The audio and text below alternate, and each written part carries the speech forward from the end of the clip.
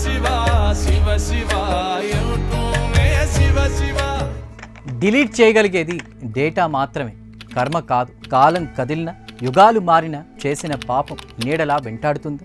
శివుడు ఎందుకు భిక్షకుడిగా మారాల్సి వచ్చింది? భిక్షాటన దేనికి ప్రతీక? కాశీ మోక్షపురి ఎలా అయింది? నేటి సమాజంలో ప్రతి మనిషి తెలుసుకోవాల్సిన జీవన విలువలేంటి? శివుడు భిక్షకుడా?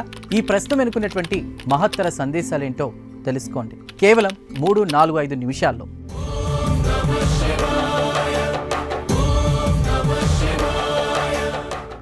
నమస్కారం. కాలం మారింది, జీవన శైలి మారింది, టెక్నాలజీ ప్రపంచాన్నే మన చేతుల్లోకి తీసుకొచ్చింది. కానీ యుగాలు మారినా మారనిది మాత్రం ఒక్కటే, అదే కర్మ. చేసిన పనికి ఫలితం తప్పదనేటువంటి ధర్మసూత్రం మాత్రం శాశ్వతం. జీవితాంతం మన వెంట నడిచే అదృశ్య సాక్షి ఈ కర్మ. నేటి కలియుగంలో ప్రతి మనిషికి వర్తించేటువంటి జీవన సందేశం, మన ప్రతి ఆలోచన, ప్రతి మాట, ప్రతి చర్యకు ప్రతిఫలం ఉంటుందనే సత్యాన్ని గుర్తు చేసే శివ భిక్షాటనకు సంబంధించి భక్తి ప్రదంలోని పురాణ గాథే కర్మ లైఫ్ టైం ట్రాకర్.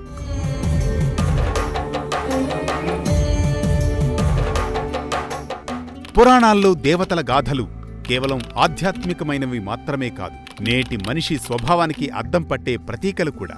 అందుకు ప్రతీకగానే చతుర్ముఖుడైన బ్రహ్మకు తన సృష్టి శక్తిపై అహంకారం కలుగుతుంది. ఆ అహంకారమే ఆయన 5వ తలను ఉద్భవింపజేసిందని పురాణ కథనం. ఆ తల ద్వారా వ్యక్తమైన గర్వాన్ని గమనిస్తారు లయకారుడు, త్రినేత్రుడు, లోకాలనేలే స్వామి ఆ పరమేశ్వరుడు.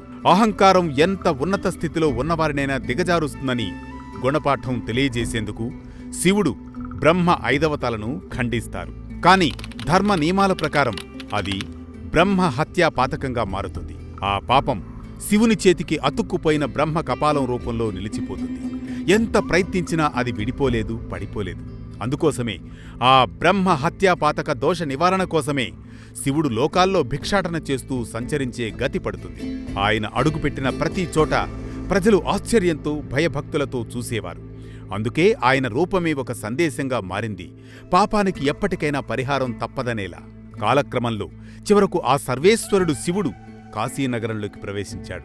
కాశీ అనేది కేవలం ఒక నగరం మాత్రమే కాదు, మోక్షానికి ద్వారమని పురాణాలు చెబుతాయి. అక్కడ అడుగు పెట్టగానే బ్రహ్మకపాలం ఆయన చేతి నుంచి విడిపోతుంది, పాపం తొలగిపోతుంది. ఆ క్షణాన శివుడు శాంతిని పొందాడు. ఈ సంఘటనతోనే కాశీకి మోక్షపురి అనే పేరు సార్థకమైంది. అహంకారం ఎక్కడ మొదలైతే అక్కడే పతనం ప్రారంభమవుతుందని, కానీ పశ్చాత్తాపం, పవిత్రత ఉన్నచోట విముక్తి తప్పక లభిస్తుందని ఈ కథ తెలియజేస్తుంది.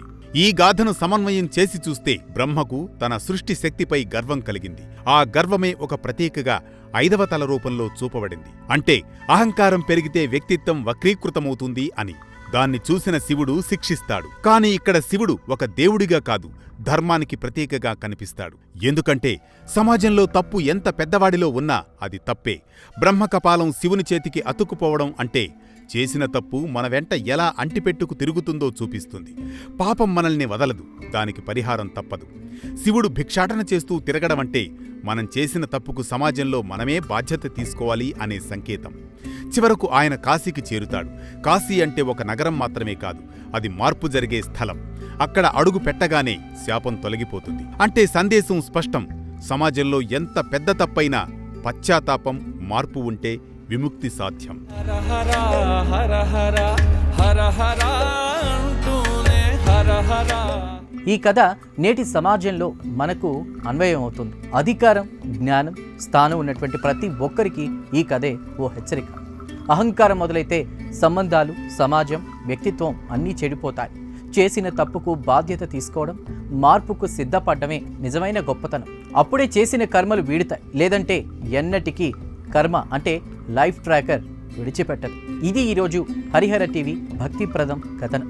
ఇలాంటి మరిన్ని ఆసక్తికర అంశాలతో మళ్ళీ కలుద్దాం. మీ మదిని వెలిగించే భక్తి దీపం, మీ జీవితాన్ని పండించే దివ్యధామం హరిహర టీవీ భక్తిప్రదం. నమస్కారం.